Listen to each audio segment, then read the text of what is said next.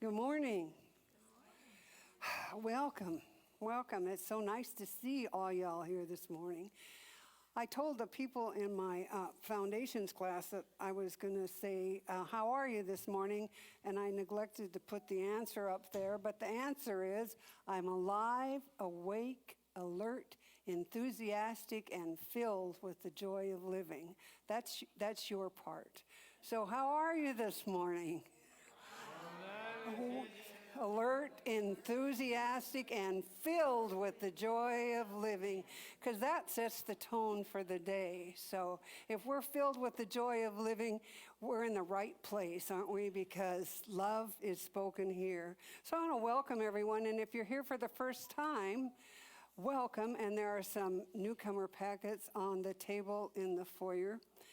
And if you're returning from a time of not being here, we want to welcome you back. We love you and we bless you.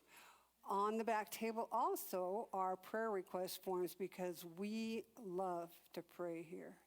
If you fill out a prayer request form, Reverend Yvonne and I will pray for you all week, with you and for you. So please feel free to fill one of those out. There's also on that back table a place to sign up if you want to be added to our mailing list. So please feel free to do that. In the meantime, again, isn't it a beautiful day today? Cold and clear and brisk and beautiful.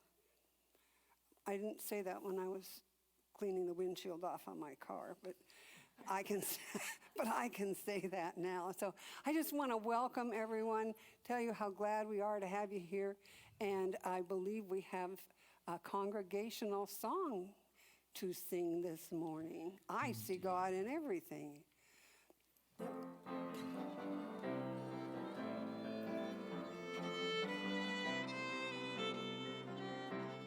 I see joy and I see peace. I see goodness surrounding me. I see love in every breath I breathe. I see God in everything. I see happiness and I see freedom. I see beauty that lives in me. I see perfection in all life brings. I see God in everything. I feel God, oh, and I feel peace. I feel goodness surrounding me. I feel love in every breath I breathe. I feel God in everything. I feel happiness and I feel freedom. I feel beauty that lives in me. I feel perfection in all life brings. I feel God in everything. I choose joy and I choose peace. I choose goodness surrounding me. I choose love in every breath I breathe. I choose God in everything. I choose happiness and I choose freedom. I choose beauty that lives in me. I choose perfection in all life brings. I choose God in everything. I know joy and I know peace. I know goodness surrounding me. I know love in every breath I breathe. I know God in everything. I know happiness and I know freedom. I know beauty that lives in me. I know perfection in all life brings. I know God in everything. I know perfection in all life brings. I know God in everything.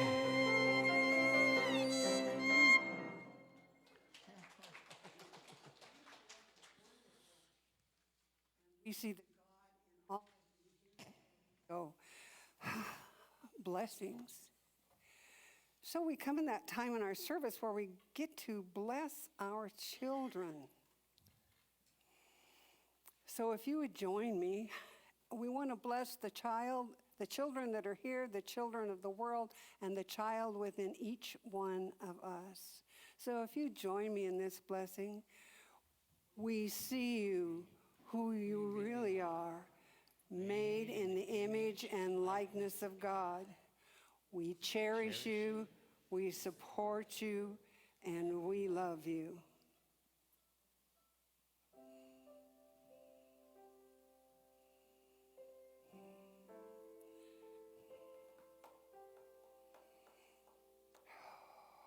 And so we move into that heart space within us, knowing that there is only one life. That life is God, and we see that life of God in all things, everywhere. There is nothing, absolutely nothing outside of God. God the good, omnipotent and omnipresent. And I am one with that divine and holy presence. And if that is true for me, that is true for each and every person here today. One with the one. One with light and love and peace and joy. One with health and wholeness. One with abundance. So as I speak my word for today's service and for the ensuing week, I know that each one of us embraces that divinity within us, that we salute the God in all we meet, that all of our affairs unfold easily and effortlessly, that our lives are filled with joy and happiness. God is good, and I am grateful. I am grateful for the strength of the divine. I am grateful for the power of the divine. I am grateful for that presence in which we live and breathe and have our being. I am grateful for each person here today. I simply say thank you, God, as I release this word now to the perfect working of the perfect law that always, always and only says yes. Please join me in affirming, and so it is.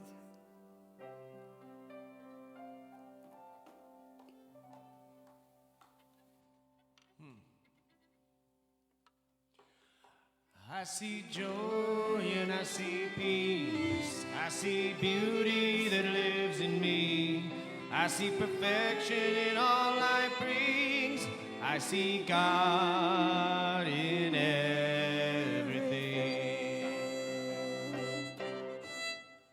Thank you. Thank you very much. We love our musicians, don't we? Come on. Yeah. Thank you very much. Oh, yes. Good morning. It is a good morning. And it's a beautiful morning.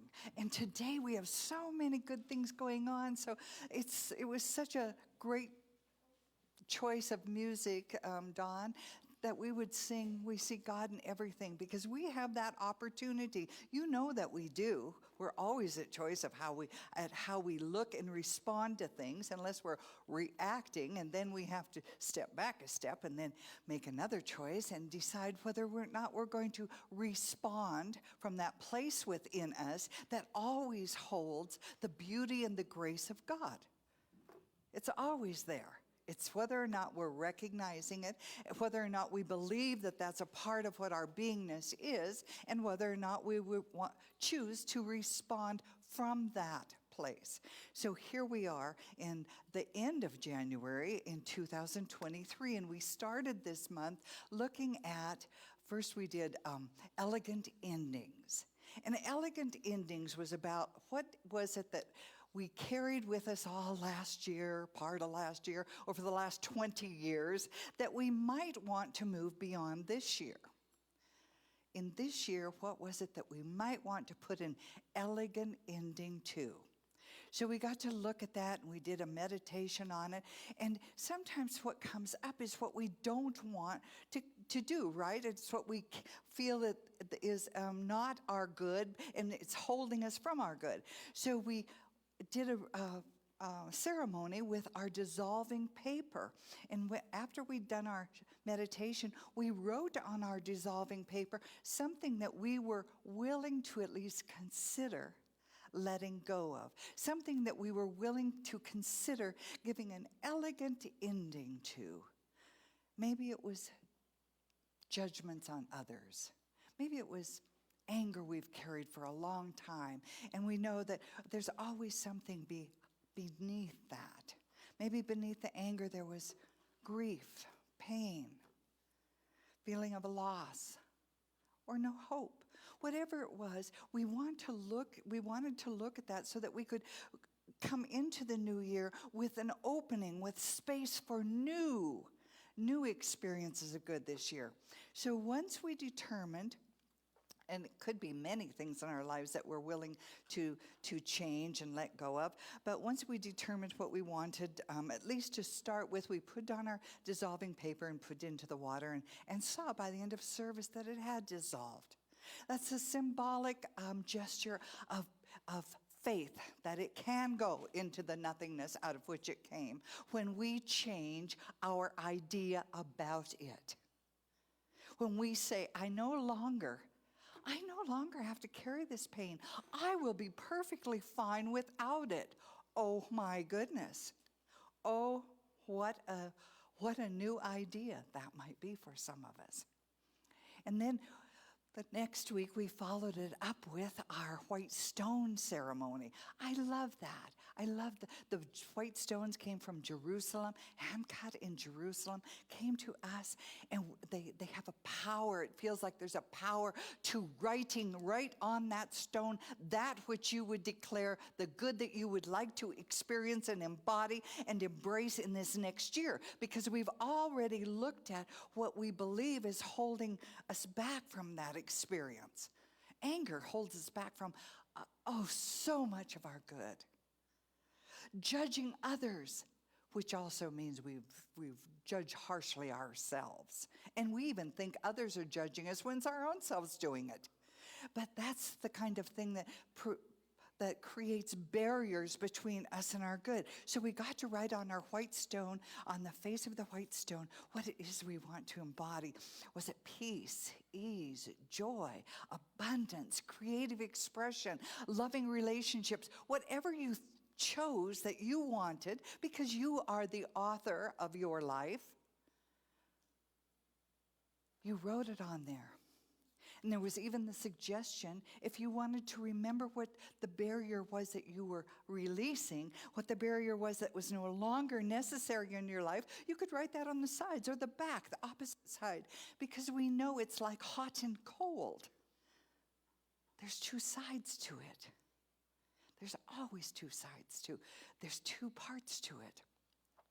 Just like receiving, we can't be constant receivers and enjoy the absolute freedom of spiritual living if we aren't also givers. And we can't do that if we're just givers and won't receive. So that's why I say we look at the stone and this precious whole idea, this commitment to self that we have done and that we're participating in, and say, oh yes, I will experience, I am experiencing more peace in my life because I gave up my need for chaotic expression, or whatever it is we do. Whatever it is that we have participated in for a long time. Whether we thought we were willingly choosing that or not, if we were in it and not moving through it, we were participating. So, oh my goodness, identification of what it is we're living in gives us the sense of what we're living from. So if we're living in chaos, it tells us what we're living from. Chaotic beliefs, belief in this can't be right, belief that this is hard to do, belief that there's no one supporting us, belief that it can't be as what I want it to be. Whatever the chaos is, we're living from that belief if we continue to experience it. Now we can turn that around and say, gosh, I have so many wonderful friends. Every friend I have is so precious. So they bring such a gift to my life. Even the challenges that my friends bring to, or that having friendships bring up. We can look at that too, and that's a belief. And in that belief, I also have the demonstration. I have wonderful, wonderful friends. I have people that I just enrich my life so much. And I don't even have to know them like so intimately. I consider them man on the street, that we have some kind of exchange, whether it's me giving him money or him giving me money. Doesn't matter. A smile, a greeting, an acknowledgement. It's all an exchange. And it's good.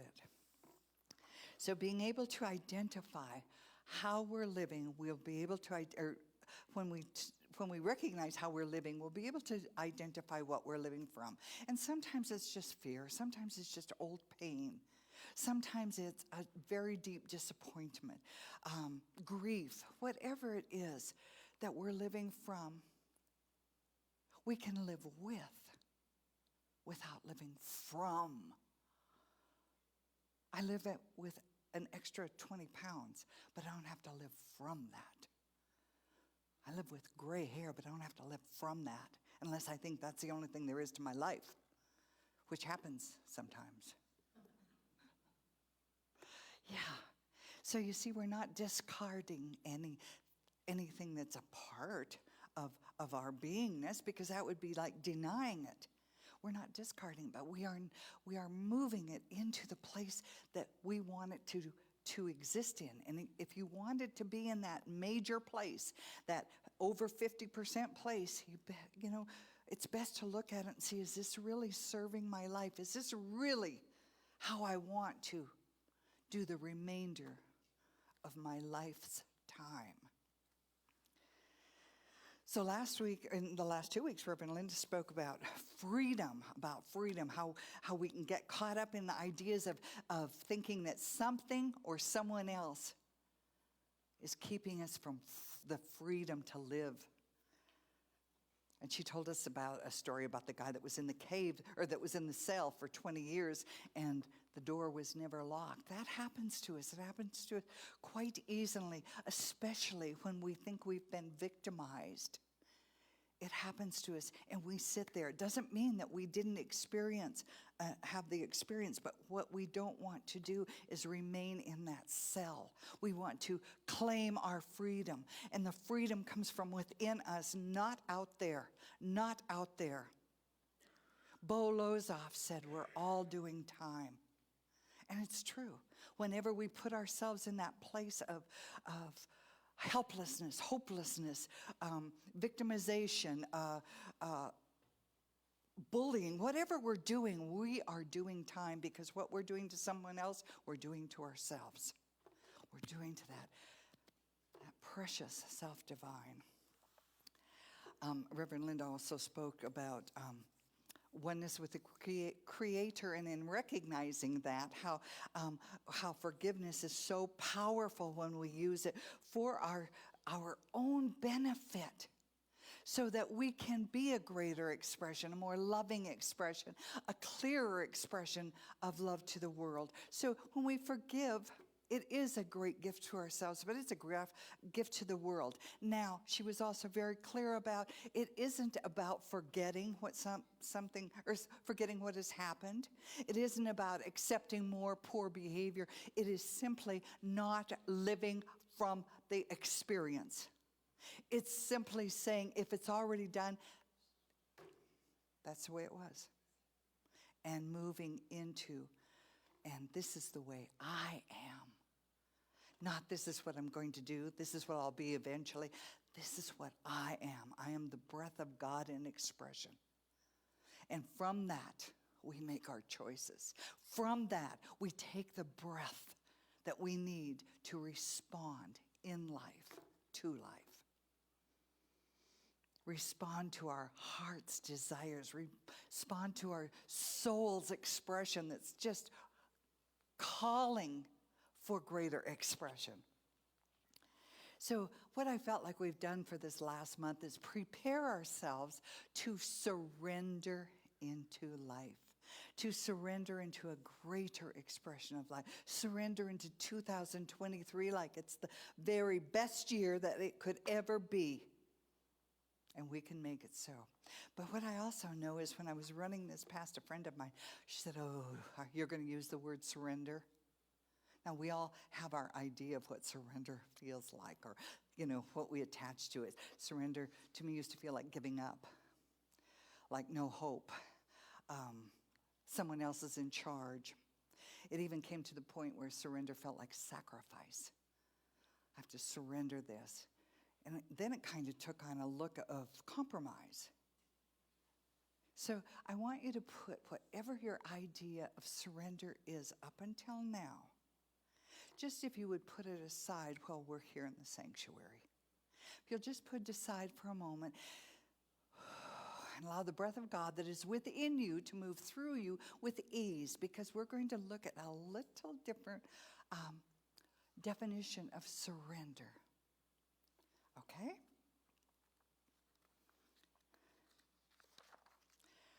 Let's look at surrendering for the sake of something, for the sake of a benefit or an interest, something else. So surrender for the sake, for the benefit of something else. So we can go right back to what was standing in the way of our good when we did the dissolving paper and say, oh, well then I am willing to surrender my critical judgment of those who are not doing what I want them to do for a greater idea that is none of my business.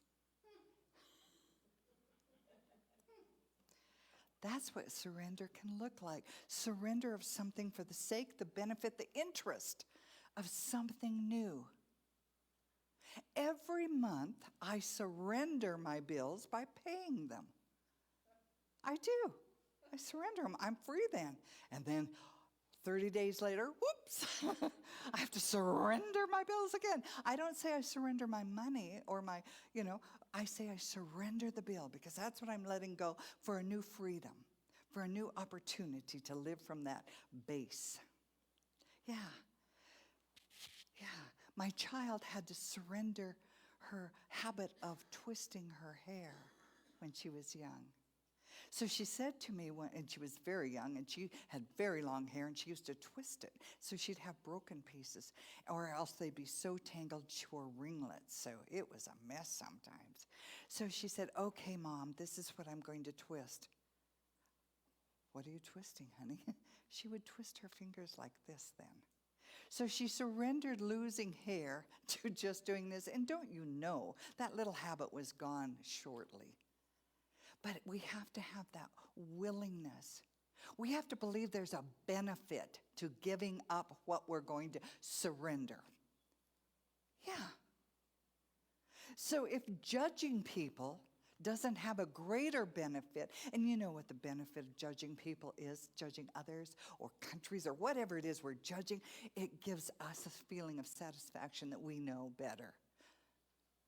We're smarter, whatever it is. But then why do we have to continue doing it if it's satisfying? Because it's only satisfying temporarily. It's not a God-emoted emotion from us. It's not. It isn't that grace from our soul when we're doing things like that. And so of course it doesn't satisfy us. Of course it doesn't give us peace and harmony and joy. No, the things that we're going to choose to surrender will bring us. We're surrendering it into that which is the greater good, into that which we want to experience. So if we want to surrender the pain of loss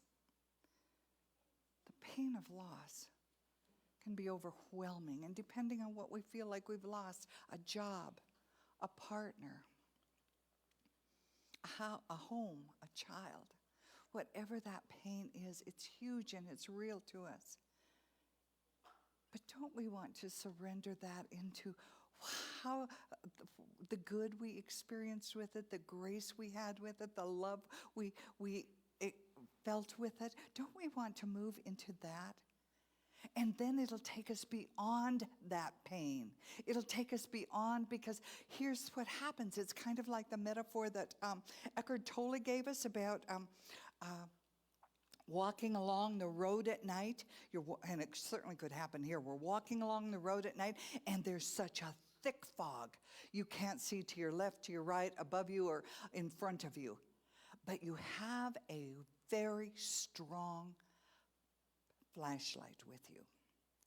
And so you can keep walking, because this very strong flashlight gives you a path. It shows you the way. It shows you where you can walk. It gives you a clear space.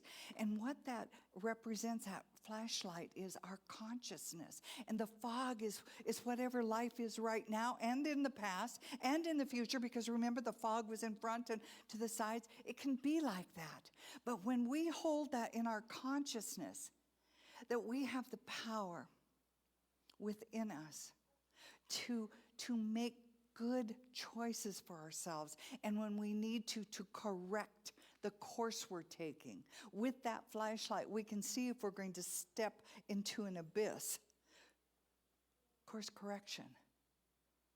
When we're out there flailing along, running amok in the fog without the flashlight on, we always carry the flashlight, but if it's not turned on, if we aren't in the consciousness of I am, you are the child of God. You are its expression. You are all that you need to be, that you could ever desire to be, because you're made in that image and likeness of Spirit. So when we turn on the flashlight, it doesn't matter that we're in the fog. We prefer not to be, certainly, and we aren't there all the time, but we have that flashlight to use when we need it. Jesus tells us in the scriptures, it's written that he said, do not be discouraged, because we haven't overcome everything all at once. And sometimes our progress seems to be quite slow. But here's what we want to look at. We're moving forward. We keep going. We're pressing on. Sometimes it behooves us not to go with the flow of life and not to try and swim upstream. Go with the flow of life in the sense that it is bringing us forward. And some of the things we'll experience along the way, we'll have no idea they're coming. We'll have no idea maybe in the moment of what to do, what's coming next. But if we surrender to that idea of Spirit bringing us forward, then we can turn on our flashlight, which will help us go to that consciousness, which helps us to move forward. Jesus also told us that be not afraid, and ask and ye shall receive. Knock and the door is open. That's the teaching that says we have what we need. We are the heroes we're looking for. We are the children of God that we're pointing to, that we're thinking of, that we're expressing to when we do the children's prayer. We are all of that. And so we are responsible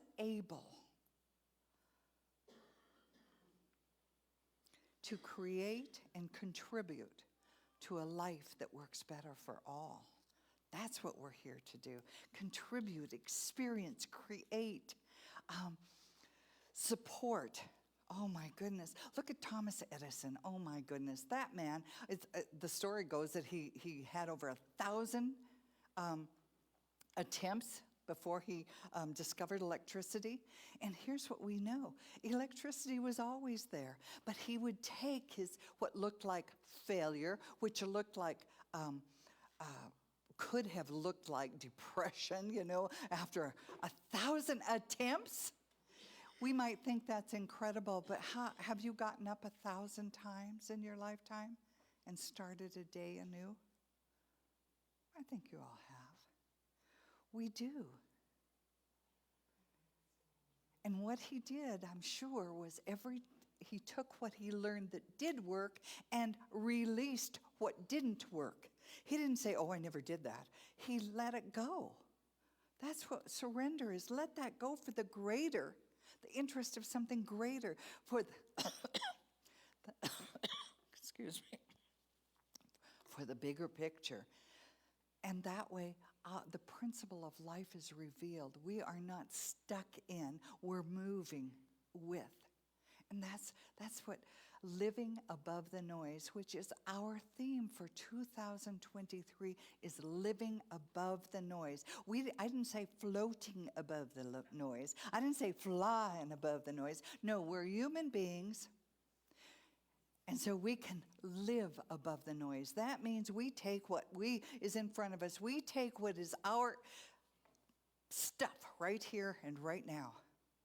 And when we make the choice not to participate in the chaos, but to contribute whatever good we can,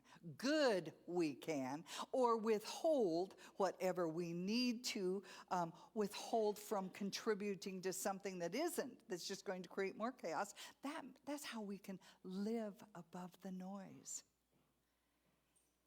That's how we live above the noise.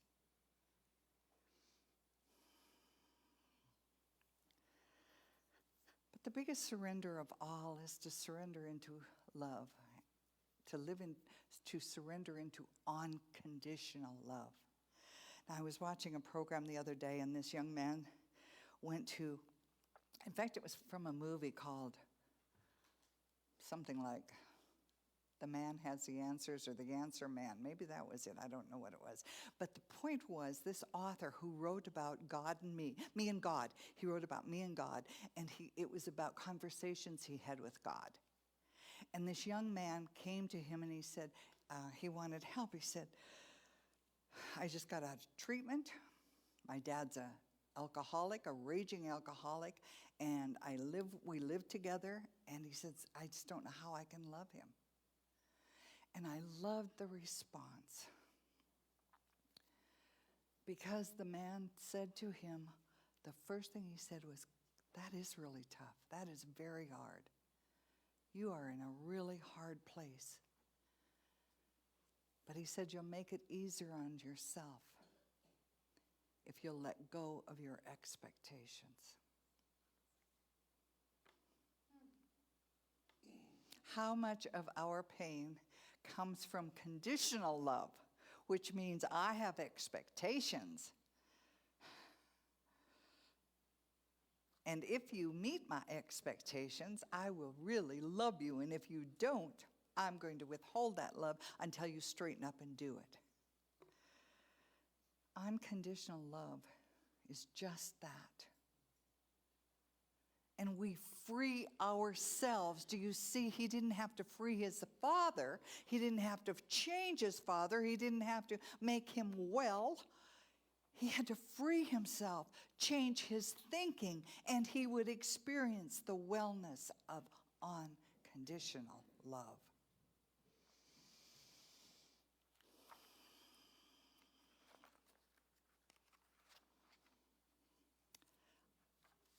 I want to tell you the story about a divinity student who was stricken with polio.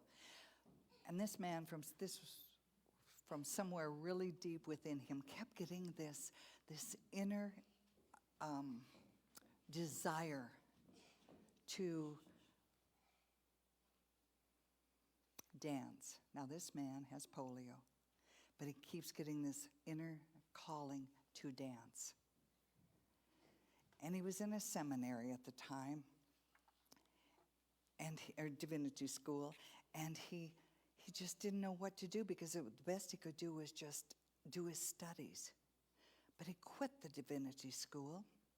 He got out, and he said to himself he was going to be able to dance.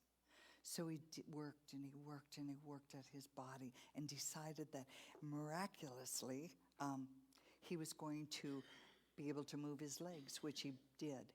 And over a period of time, this man went on to become known as the father of modern dance. This is the story of Ted Shawn. And what is so compelling about this is to realize that God did not heal Ted Shawn, but embodying God did. So you see, it's not what we know. It's not the knowledge we have. It's the practice. It's the embodiment of the knowledge. It's when our faith is greater than our fear. It's when our desire to do good is greater than all of the other we might call bad in front of us. It's when I can say, the God in me sees the God in you when you're turning your back on me.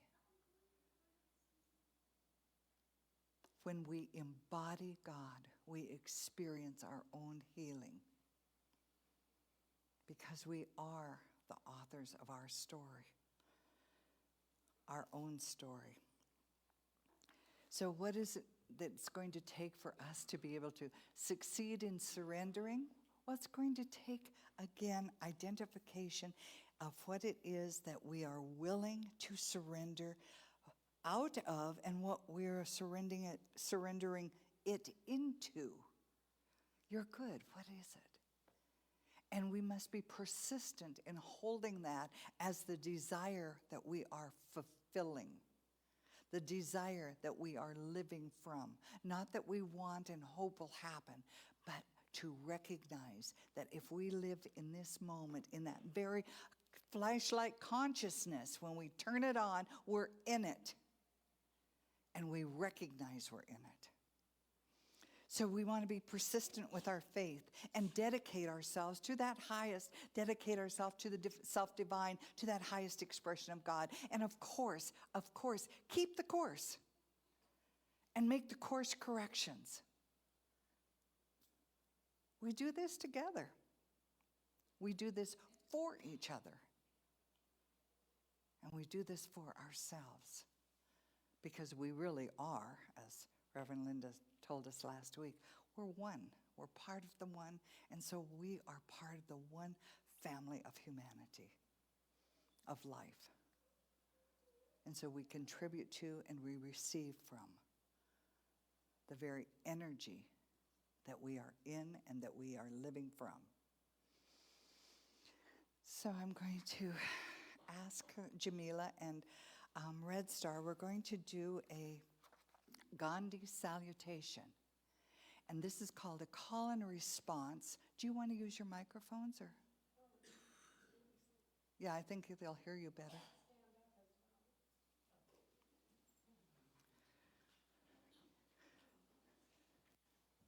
And this will be our prayer. It's a beautiful call and response. And this is the way we can surrender into our greater good. They will say it, and then we will respond with what they've said. Okay. I give you my peace. I give you my peace. I give you my love. I give you my love. I give you my friendship. I give you my friendship. I hear your needs. I hear your needs. I see your beauty. I see your beauty. I feel your feelings. I feel your feelings.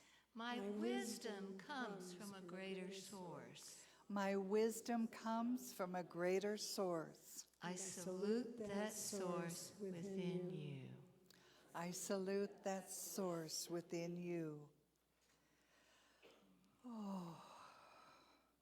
So as we move into those words of truth that we've just spoken, those beautiful, powerful, grace-filled words, we have made a commitment to ourself, to our soul, to self-divine. And because we're part of the oneness of all, we've made a commitment to life. And so may we know that we are blessed, we are whole, and we are the holy essence of Spirit.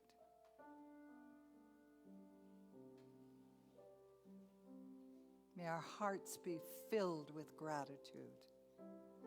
May we express love. May we create peace from that place of freedom and joy, that place of unconditional love within us. And so it is. Amen.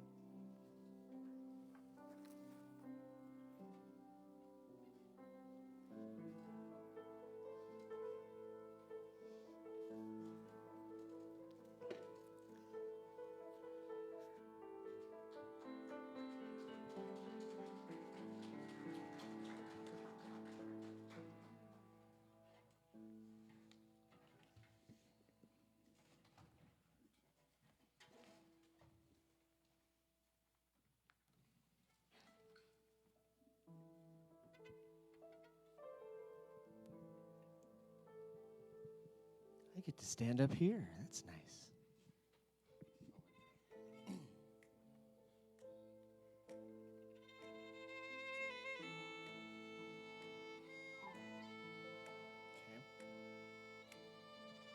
Now is the time when I let go of my fears, inhibitions, and sense of dread. When I give up control and I let you hold me with no resistance in my soul. Now is the time when I let go of my fears, inhibitions, and sense of dread. When I give up control and I let you hold me with no resistance in my soul. This is the day when I throw it all away into the fire of the all-loving one. Now I have just what I need to be free, to feel who I really am. This is the day when I throw it all away into the fire of the all-loving one. Now I have just what I need to be free, to feel who I really am.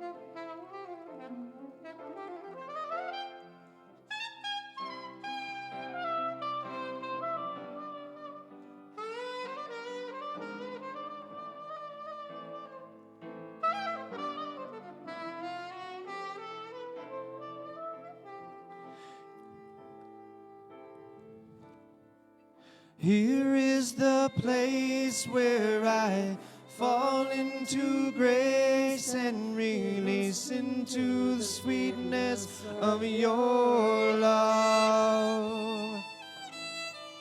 I surrender and I remember the light and the beauty that I am. Here is the place where I fall into grace and released into the sweetness of your love. I surrender and I remember the light and the beauty that I am. This is the day when I throw it all away into the fire of the all-loving one. Oh, now I have just what I need to be free, to feel who I really am. This is the day when I throw it all away into the fire of the all-loving one. Oh, now I have just what I need to be free, to feel who I really am. Who I really am. Ooh, this is the day. I am.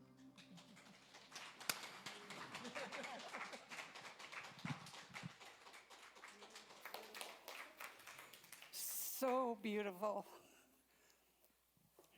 So I just want to share with you, this is Dawn's last day as our music director, and we so appreciate all that he's done for our center.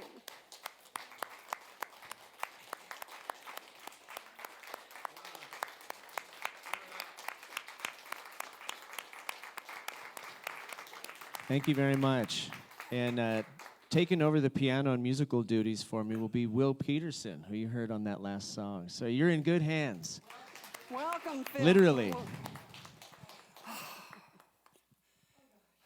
You moved to tears. It's hard to move on right now. So I'd like to ask the ushers to come forward, please. And while they're doing that, I'd like to ask you to take your tithe, your gift, your offering in your hand and in your heart. And those of you online know that you can contribute on our website. And as you take that in your heart, please join me in this prayer of giving and receiving. Divine love, through me, blesses and multiplies all that I have, all that I give, and all that I receive. So I want to thank everyone who has joined us online today, and we're looking forward to your joining us again next week. We love you, and we appreciate you.